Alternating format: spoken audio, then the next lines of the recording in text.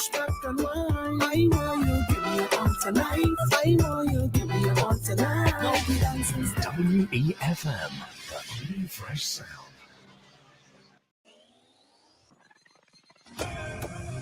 Rise and shine. Let's get ready to take on the day. Activated Mornings on WEFM 99.9 is on now.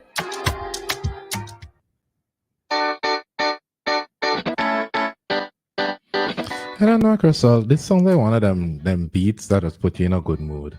Let's go to the beach. Each thing. It's because we know the song. The beat without the song, would it have the same effect on you?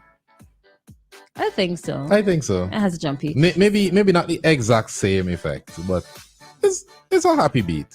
Yeah, and sometimes you wonder how musicians, songwriters come up with songs. Do they get the beat and the rhythm first, or do they come up with the lyrics and then match the lyrics to like a beat?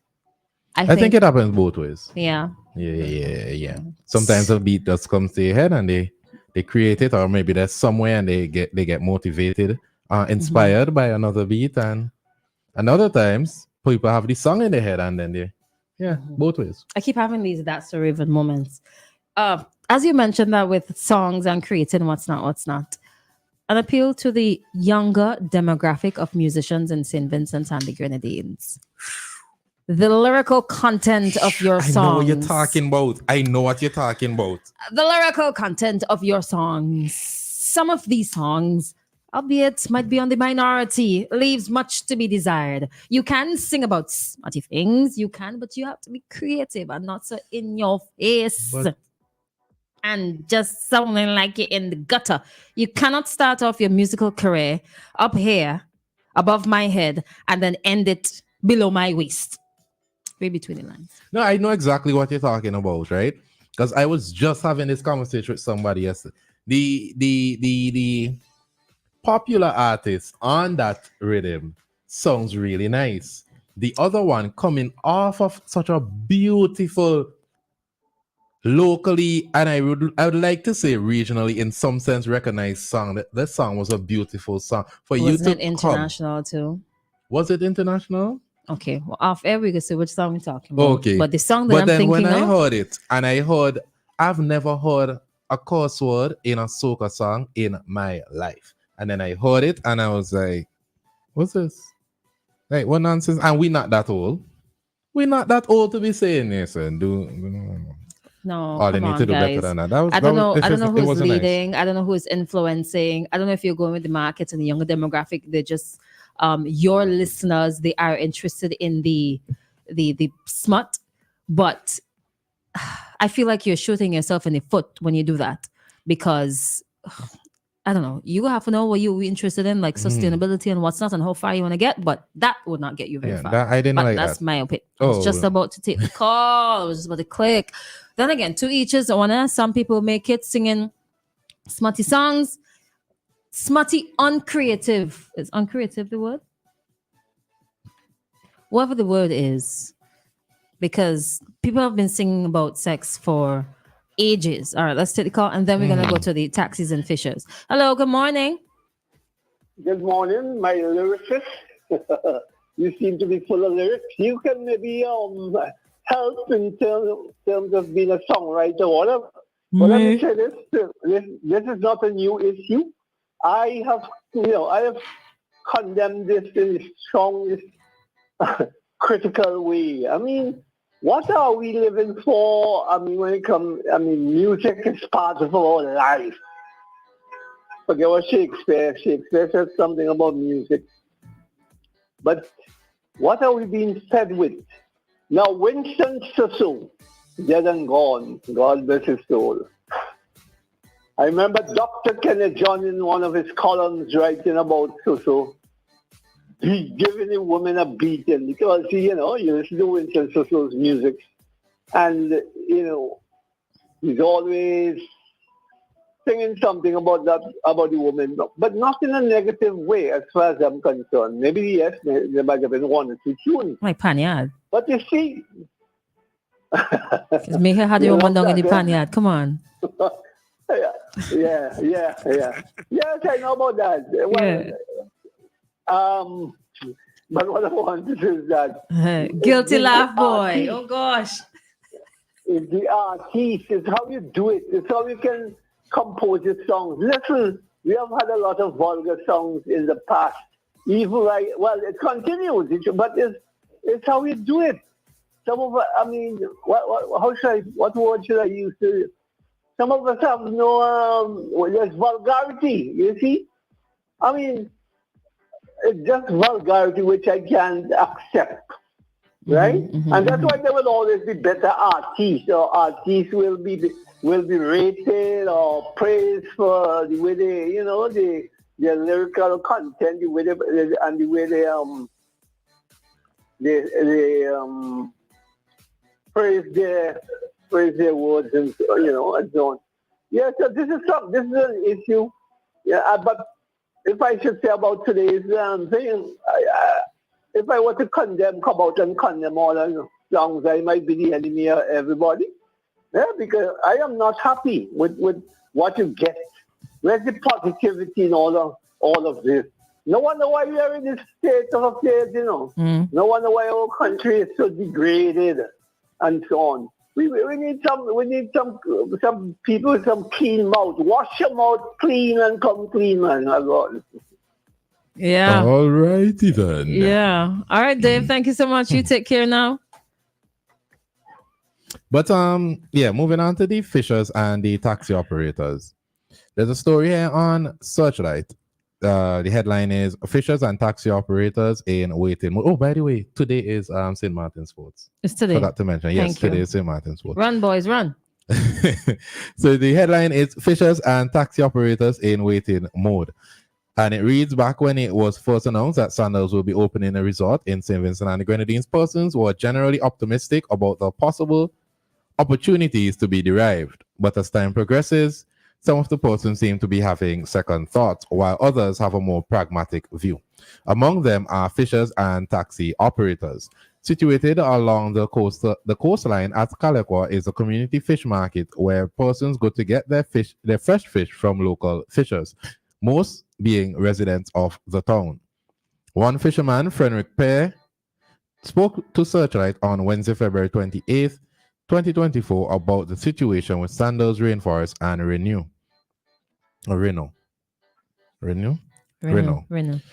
Pear argued that SVG is becoming a country where only foreign investors can benefit financially, claiming that little to no concessions are given to local farmers and fishers compared to larger foreign companies. Pear said that he was one who was skeptical about Sandals from the get-go after witnessing what transpired with Rainforest. He claimed that this entity is now importing seafood and selling to local supermarkets when it was promised that local fishermen would supply the business.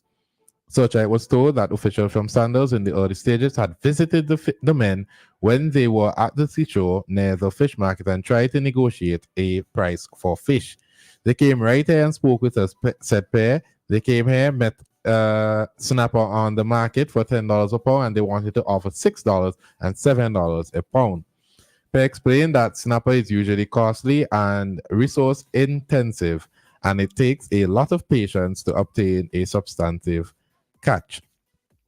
He said too that fishers also have to take into consideration the cost for bait and the fluctuating price for fuel and for their boats. He said a pound of bait usually sells for $7 per pound, and that yields approximately 100 pounds of fish on a good day. Additionally, he said that other fishers were affected by a shortage of bait, claiming that silt from the quarry at Richmond had affected the population of the robin fish, which they use for bait. But this situation was now on the rebound. Prime Minister Dr. Ralph Gonsalves recently made an appeal to local fishers to sell their catch to Rainforest, who will then sell to Sandals resorts as Rainforest meets their standard and could meet Sandals' demand. Pear argued that this then will make some fishers dependent on Rainforest, a situation he rejects. They need to know that fisherfolk are independent. We are one set of people that the government is afraid to liberate, because once we are liberated, fishers will live a much better life than others. There also have been recent talks of Sandals bringing their own tow company and that there may be disparity in the rates. So, what are your thoughts? Where do I begin in 5 minutes? So I think it's rather interesting that Renu came here for aggregate. And in one of his interviews, he said that he was going to export from Richmond to Leo. Just a minute on the calls, please.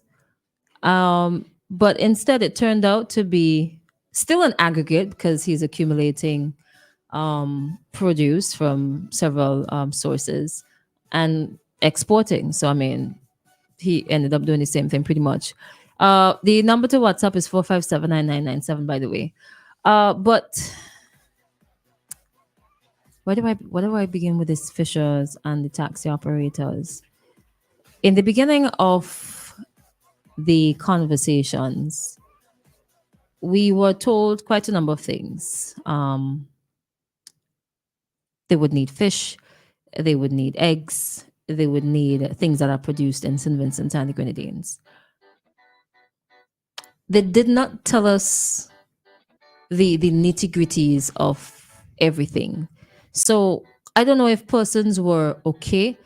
This is a really big hotel. This is a really big business. We are going to get our items sold to these hotels or businesses. But of course, naturally, there's criteria. And as the article makes mention of standards. And I'm absolutely certain Sandals would have their standards. And if their standards are not met, then more than likely they will be allowed to like import. But that's whatever agreement that they would have had with the government and what's not. To ensure that Vincentians benefit.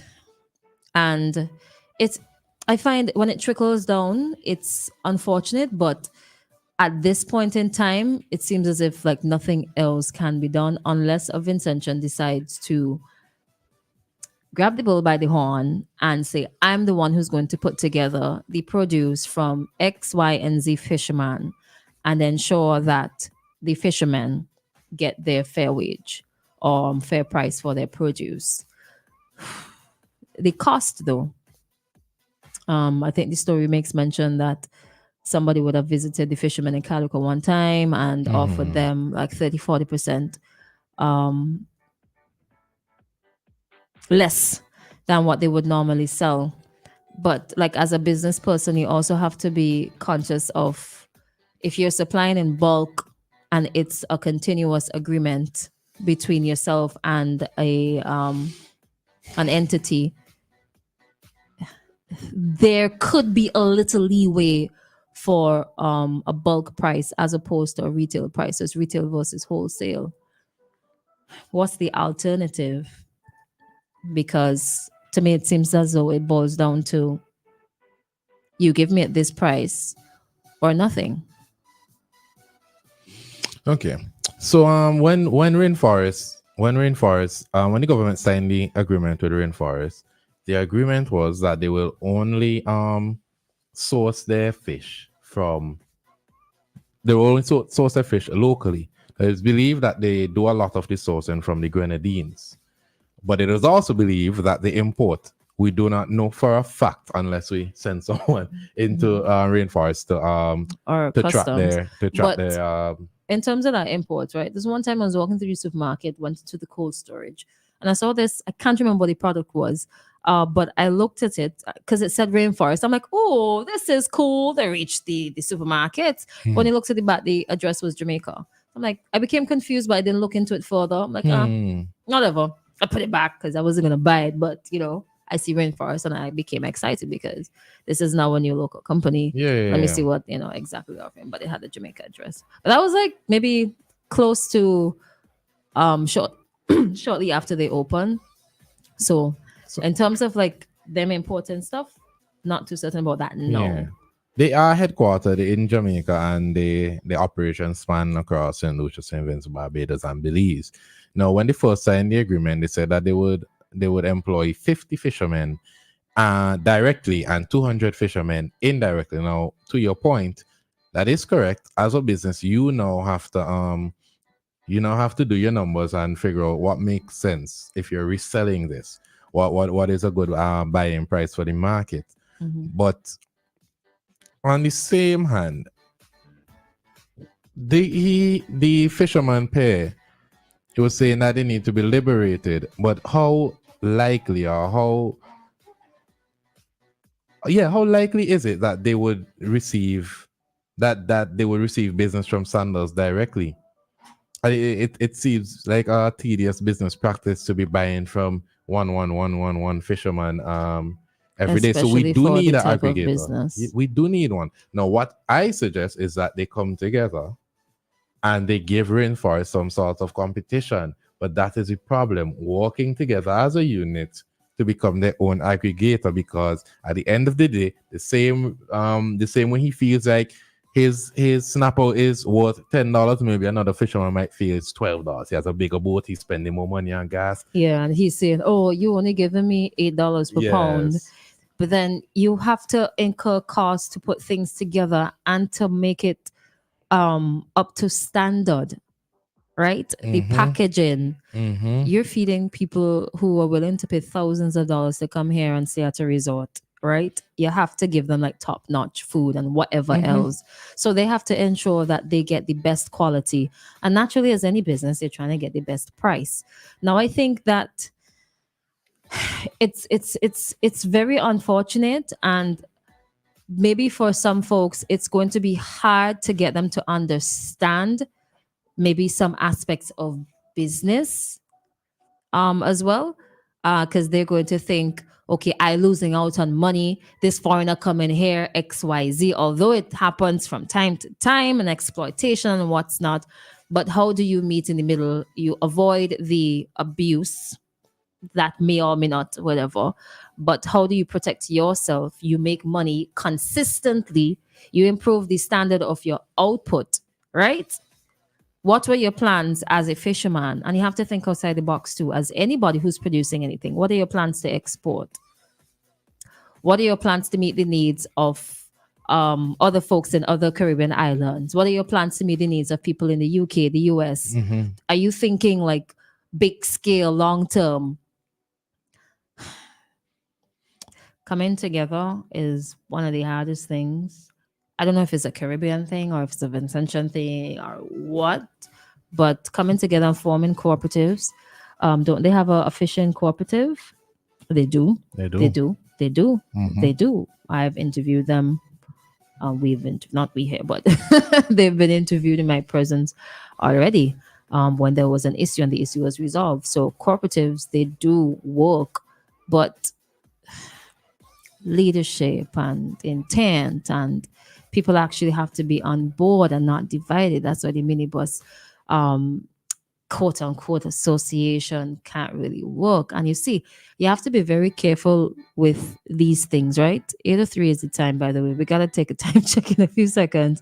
But you have to be very careful with how we form our organizations and how we operate the organizations, because if it appears that there's consistent infighting, if it appears that the members are disorganized, or everybody in their own corner in a different group, and if it appears as though whatever organization or entity does not cover all parties involved in a particular sector, do you see how easy it is for a foreigner to come in and just take advantage of everything?